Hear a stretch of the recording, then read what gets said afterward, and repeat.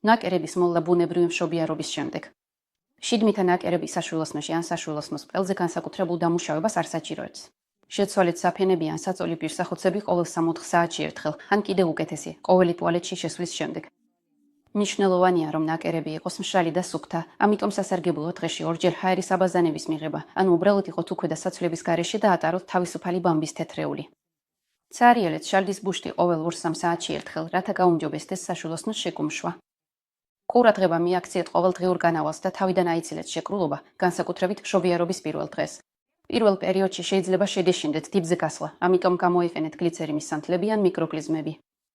ნაკერების დაბანა მნიშვნელოვანია გამდინარე წყლით და რბილი ქაფით, აუცილებლად ზემოდან ქვემოთ, რათა ბაქტერიების სწორი ნაწლავიდან არ მოხვდეს ჭრილობაზე.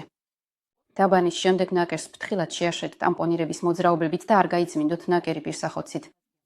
პირველ კვირაში ჯდომა მტკივნეული იქნება, ამიტომ ეცადეთ ფრთხილად ჩამოჯდეთ მყარ ზედაპირზე, კიდეზე. ამასთან ტუალეტზე დაჯდომა შეგიძლიათ პირველი გრიდანვე.